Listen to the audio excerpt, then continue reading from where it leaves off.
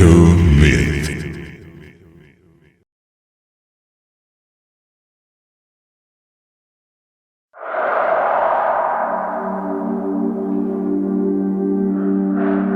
Jujur, teror di rumah sakit ini sangat mengerikan. Sampai suatu ketika, rumah sakit melakukan penyelidikan atas fenomena tidak wajar ini. Sejak penyelidikan dilakukan, angka kematian bayi dan kehilangan ari-ari tidak sesering sebelumnya. Bahkan, nyaris bisa dibilang tidak ada sampai pada peristiwa yang akan terjadi berikutnya. Tetapi, ternyata teror berpindah ke suatu desa. Di sana makhluk itu semakin bengis. Kala maghrib, di desa tersebut memang sudah gelap. Hari itu bulan malu-malu menampakkan dirinya di Cakrawala. Di sebuah rumah kayu, semi permanen, seorang ibu sedang merintih kesakitan, dibantu oleh seorang paraji yang bersiap melahirkan permata kecilnya ke dunia. Ibu itu merasa sudah sekuat tenaga mendorong tekanan dalam perutnya agar si bayi keluar. Namun, ujung rambutnya saja tidak kunjung terlihat. Kemudian mereka mengambil jeda sejenak untuk memberikan ruang kepada si ibu untuk mengisi kembali sedikit tenaganya. Suara ketukan lambat pintu terdengar. Sekali lagi, suara itu terdengar. Suasana menjadi hening. Semua terfokus pada sumber suara ketukan itu. Sang suami melangkah perlahan menuju pintu hendak membuka. Tiba-tiba dia merasa merinding. Tangannya terasa berat untuk membuka. Suara ketukan lambat itu terdengar lagi. Sang suami menoleh ke belakang. Istrinya seperti memberi isyarat untuk membuka pintu. Dalam satu hela napas, dia membuka pintu dengan cepat. Tidak ada siapapun.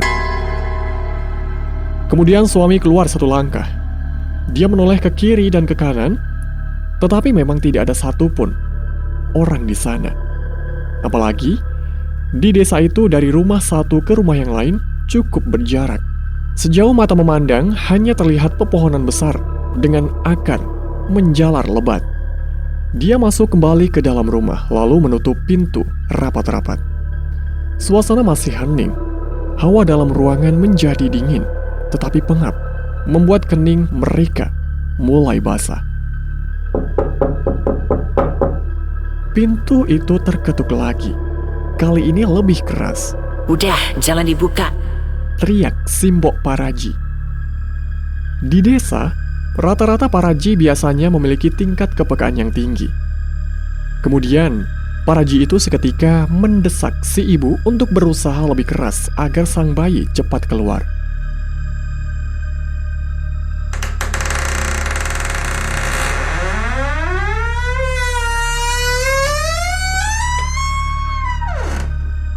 Pintu itu terbuka sendiri, secara perlahan. Suara engselnya membuat darah seketika berdesir. Cicak di dinding, diam-diam merayap.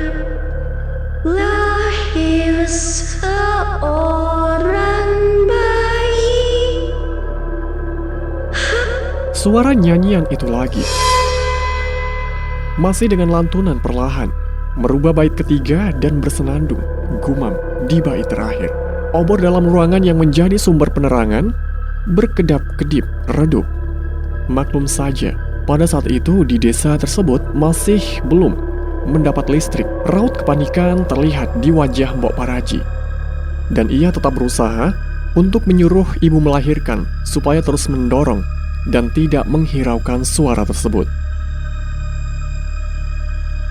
Suara itu masih tak henti bersenandung. Mendadak banyak cicak merayap di langit-langit rumah.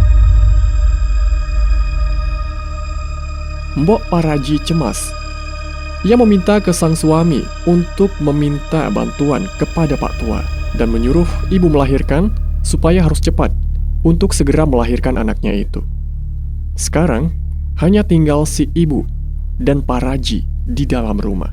Tiba-tiba suara wanita itu meniru perkataan Mbok Paraji. Suara wanita berbisik kuat itu kemudian tertawa melengking.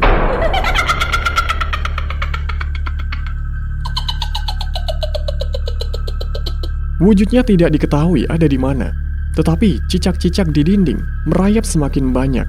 Bahkan, ada beberapa yang melompat ke kepala dan badan si ibu. Lagi-lagi suara wanita itu meniru kalimat si Mbok Paraji. Tiba-tiba sang ibu merasakan sakit yang luar biasa tak tertahankan di perutnya, yang membuatnya secara otomatis mendorong kuat sang bayi hingga keluar. Bayi itu pun keluar, tetapi dia tidak menangis. Tubuhnya biru pucat. Sontak, si Mbok mengangkat sang bayi itu, lalu memukul-mukul bokong bayi itu, namun masih tidak menangis. Kemudian Paraji itu mengecek nadi dan napas bayi. Ternyata, bayi itu sudah tidak bernyawa. Sang ibu menangis. Karena situasi panik, Mbok Paraji yang baru saja menyadari sesuatu bahwa bayi itu lahir tanpa ari-ari, atau bisa dibilang hilang. Derap langkah terdengar mendekat ke rumah. Pak suami dan Pak tua sudah tiba di situasi yang terlambat. Suara wanita dan cicak-cicak itu sudah tidak ada. Pak suami itu memeluk istrinya. Bayi biru malang itu belum sempat menghembuskan napas pertamanya di dunia karena telah direnggut oleh iblis dalam raga wanita bernama Yati. Pandangan Pak tua menelisik seisi rumah. Dia menarik napas berat, merasakan sesuatu. Dia masih di sini, ucap Pak tua. Pak tua melangkah keluar, disusul oleh Pak suami. Sedangkan si Mbok masih di dalam rumah menjaga sang ibu yang kondisinya masih lemah. Mata Pak tua mengitari sekitar. Dia menarik napas berat. Kemudian dia maju beberapa langkah lalu menoleh ke arah atap rumah. Kedua mata Pak tua terbelalak. Begitu melihat sosok wanita bengis mengenakan baju suster lusuh dengan wajah tua, gigi taring dan mulut sobek, nampak sedang menyantap ari-ari bayi, layaknya binatang buas yang sedang kelaparan. Makhluk bengis itu menyadari kehadiran Pak tua, lalu menoleh sembari menggenggam sisa ari-ari di tangannya. Mulut sobeknya masih dipenuhi darah ari-ari itu. Dia menyeringai tajam ke arah Pak tua. Pak tua kemudian merapalkan mantra. Namun sosok itu justru malah tertawa. Wanita itu kemudian bersenandung, lalu bernyanyi dengan suara mengayun, tetapi sangat memekikkan telinga bagi orang manapun yang mendengarkannya. Kali ini dia bernyanyi dengan lirik lengkap.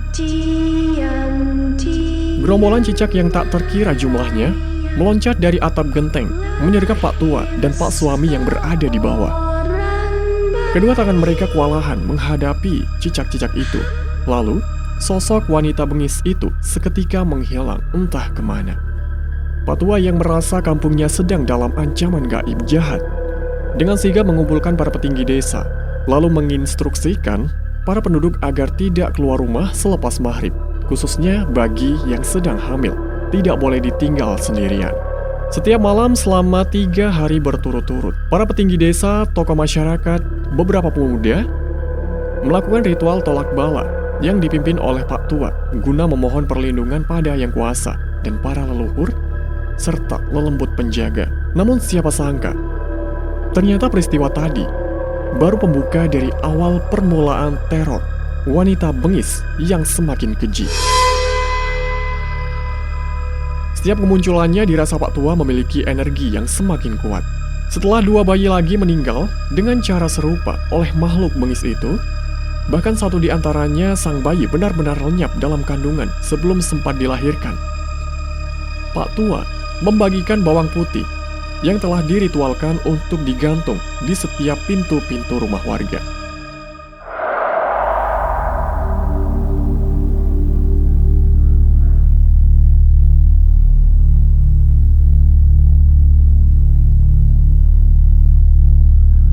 Cerita beralih ke rumah sakit. Petugas rumah sakit menemukan ceceran darah basah yang tidak diketahui asalnya di poli kandungan. Darah itu berceceran sepanjang lorong menuju ke mes kamar milik salah satu perawat bernama Yati. Petugas mendobrak paksa kamar Yati. Alangkah terkejutnya mereka begitu melihat seisi kamar berisikan ceceran darah kental dan banyaknya sisa-sisa ari-ari yang tersebar di lantai ruangan. Baunya sangat anyir, mereka mual, dan beberapa tak bisa menahan muntah. Dengan perasaan takut dan cemas, mereka melangkah memasuki ruang kamar. Tiba-tiba terdengar lagi suara wanita bengis itu bersenandung pelan mengayun. Diam-diam merayap, lahir seorang bayi. Kemudian disusul oleh suara tawa yang melengking. Mereka berteriak ketakutan. Tanpa berpikir panjang, langsung berbalik arah dan berlari 1000 langkah sekencang mungkin menjauh dari kamar mes milik Yati. Sejak saat itu, Yati tidak lagi nampak hadir bekerja di rumah sakit tersebut. Namanya sudah dicoret sebagai perawat. Bahkan, sosoknya saat ini menjadi legenda dan dikenal sebagai hantu suster rayap. Kemudian kamar mes bekas Yati dibiarkan kosong. Tak ada yang berani mengisi kamar tersebut. Bahkan saat ini, jika kita berkunjung ke mes itu, kamar tersebut sudah digembok. Entah sudah berapa tahun tidak pernah dibuka lagi.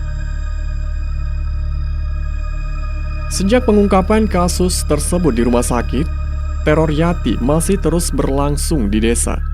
Aksa rupanya yang memberitahu Pak Tua untuk menggunakan bawang putih sebagai penangkalnya. Meski justru hal itu membuat wanita bengis semakin menjadi-jadi untuk meneror warga dengan keji dan terang-terangan karena merasa terganggu dengan bawang putih yang dipasang di pintu rumah. Tetapi, kematian bayi dan kehilangan ari-ari terus terjadi hingga desa menyiapkan kuburan khusus bayi. Kemunculan Yati kerap tertangkap ketika dia sedang memakan ari-ari yang sudah dikubur dengan posisi jongkok, lalu menyantap layaknya binatang yang kelaparan. Dampaknya selalu sama. Setiap bayi yang ari-arinya dimakan, tak lama kemudian langsung meregang nyawa. Puncaknya pada suatu malam, ada salah seorang warga yang sedang melahirkan. Pada masa itu mungkin sampai sekarang, warga masih menganut paham banyak anak, banyak rejeki. Kali ini eksistensi teror Yati membuat paranoid para wanita hamil pada saat itu. Dan hari-hari mereka melahirkan ialah hari yang paling ditakutkan.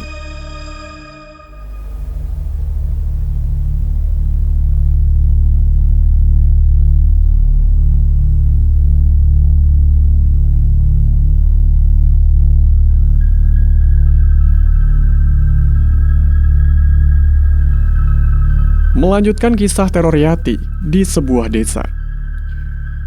Pada saat itu, ada salah seorang ibu yang harus menjalani persalinan tanpa seorang suami, dikarenakan memang sudah meninggal.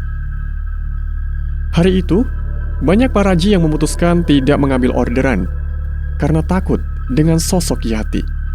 Beruntung, ada para haji dari desa seberang yang masih berkenan untuk membantu. Menjelang mendekati hari melahirkan, si ibu ini memang sudah memasang bawang putih serta jimat khusus dari Pak Tua untuk menangkal kehadiran Yati. Meski begitu, perasaan takut dan khawatir masih menyerangnya. Ibu tolong dorong yang kuat ya. Biar cepat. Ibu tahu kan kenapa? Ujar Paraji itu. Paraji pun tak kalah ketakutan dan cemas.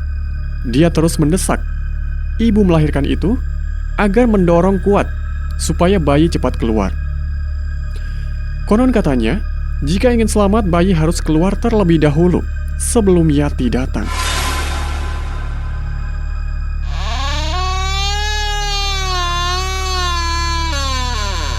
Tiba-tiba terdengar suara engsel dari pintu berbunyi. Hawa mulai terasa tidak enak. Bu, ayo cepat. Paraji itu mulai merasakan panik hingga dia tidak bisa menjaga fokusnya. Apalagi ketika tiba-tiba banyak cicak-cicak merayap di dinding dan langit-langit rumah. Cicak, Tiba-tiba suara gumam senandung wanita bengis itu terdengar mengayun. Diam-diam merayap, lahir seorang bayi. Ayo Bu, cepat. Suara Paraji itu gemetar ketakutan. Tiba-tiba Yati meniru kalimat dari Mbok Paraji itu. Badan Paraji lemas. Ibu melahirkan masih berusaha sekuat tenaga dengan sisa-sisa energinya. Dan kali ini pun, dia benar-benar pasrah pada Yang Maha Kuasa. Karena hal yang paling ditakutkan ketika melahirkan, akhirnya juga terjadi padanya. Kemudian terdengar suara seperti ada sesosok yang merayap di dinding belakang rumah. Cicak-cicak yang muncul dari setiap arah dinding mulai merayap ke arah yang sama, menuju langit-langit rumah dan bergerombol, menumpuk tepat di atas ibu melahirkan dan Paraji. Mereka menoleh ke atas. Tubuh Paraji melemas.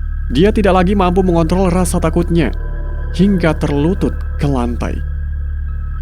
Beberapa ekor cicak yang menumpuk itu mulai berjatuhan ke tubuh ibu melahirkan dan kepala Paraji. Si ibu melahirkan menangis ketakutan. Begitupun Paraji yang ikut menangis dan kehilangan kendali fokus. Cicak-cicak di dinding, diam-diam merayap, lahir seorang bayi. Yati bersenandung lagi.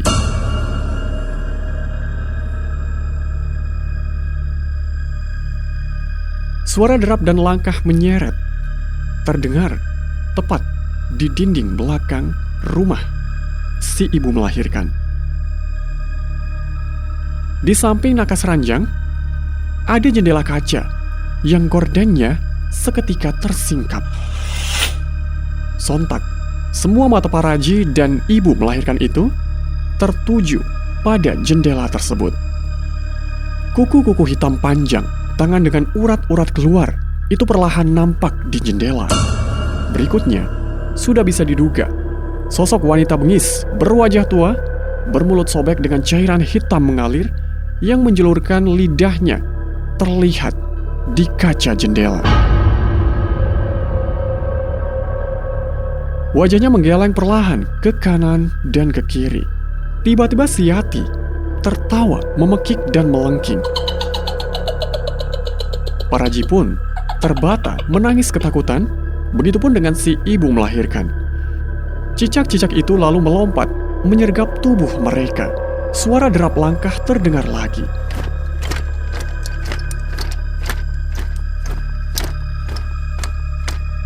Sosok Yati tak lagi terlihat di jendela, tetapi cicak-cicak yang menyergap semakin banyak, seolah tak habis-habis. Semua rapalan ayat-ayat dan doa sudah mereka lakukan. Sekarang ini hanya bisa pasrah untuk segala kemungkinan terburuk.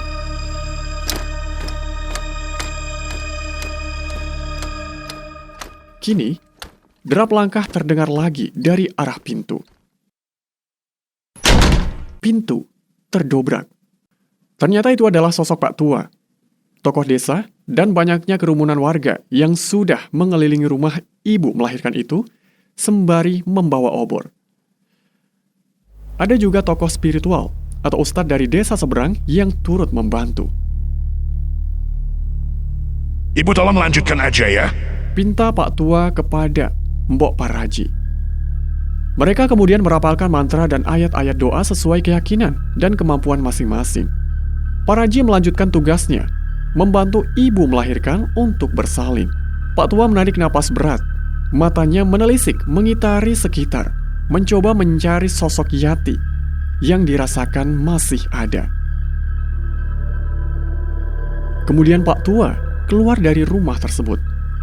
Namun, sepanjang mata memandang, dia tidak melihat keberadaan wanita itu.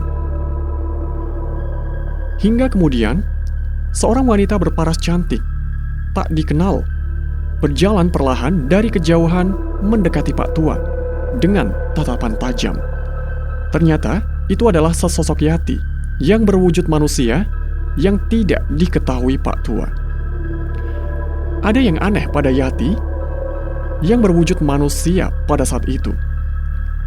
Sesekali, raut wajahnya menyeringai, menantang. Lalu, detik berikutnya berubah menjadi wanita polos yang sedih, seakan-akan meminta tolong. Tetapi, apapun itu, dia terus melangkah dengan tenang, menghampiri ke arah Pak Tua. Bersama dengan itu, di dalam rumah cicak-cicak bermunculan kembali dan menyergap tubuh si ibu melahirkan. Mbok, terus lanjutkan aja ya. Tenan, ada kami di sini. Pinta Pak Ustadz pada Paraji. Dirinya berdiri di samping ibu melahirkan, sembari tak henti merapalkan ayat-ayat dan doa. Para warga di luar merasa tegang, ketakutan. Beberapa di antaranya mundur jauh ke belakang seolah siap untuk berlari. Yati semakin mendekat. Mulut Pak Tua tak henti bergumam, merapalkan mantra sembari terus memperhatikan Yati yang semakin dekat. Siapa kamu? Teriak Pak Tua. Yati terus berjalan dengan tenang. Kali ini dia mulai bersenandung. Cicak di dinding, diam-diam merayap.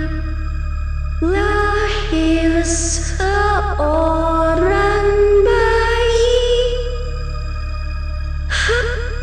Dia berhenti di bait terakhir, lalu menyeringai tajam dan tertawa. Para warga ketakutan. Posisi mereka semakin mundur ke belakang. Tetapi, semakin dekat, tubuh Yati seolah melemas. Beberapa kali langkahnya seperti kehilangan keseimbangan. Hingga tiba-tiba, dari mulutnya keluar cairan hitam sangat deras, kemudian tubuhnya roboh ke lantai.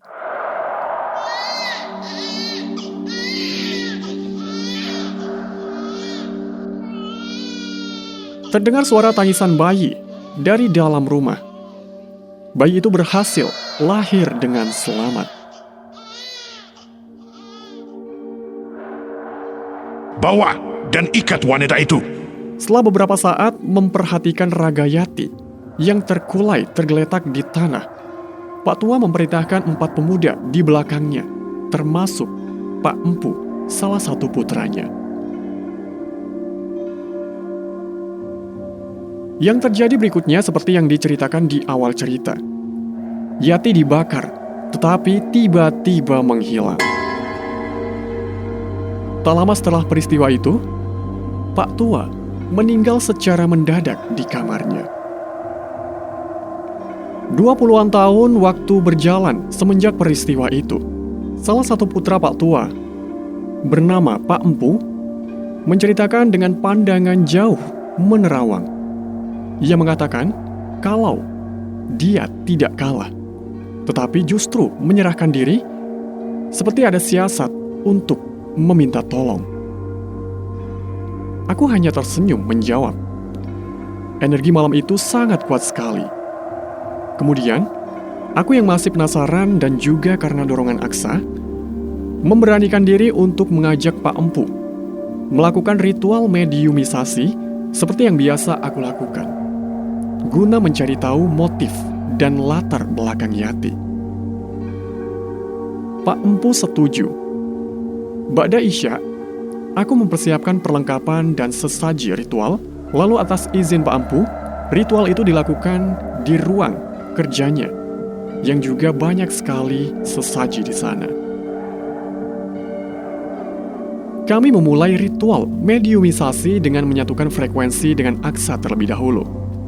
Hasilnya cukup membuatku tercengang. Sosok Yati memang masih ada sampai saat ini. Dia bahkan masih memakan ari-ari dan membunuh bayi sejak dalam kandungan, meski tidak secara terang-terangan dan tidak se-ekstrim seperti zaman dahulu. Terlalu miris dan panjang kisah mengenai latar belakang Yati. Yang paling mengejutkan adalah ketika Aksa sedikit banyaknya menceritakan tentang latar belakang sosok Yati, yang sebenarnya dia adalah korban dari perjanjian hitam yang dilakukan oleh turunan terdahulunya. Hingga Yati kehilangan kendali diri dan harus menerima takdir raganya yang telah diserahkan dan dikuasai oleh iblis.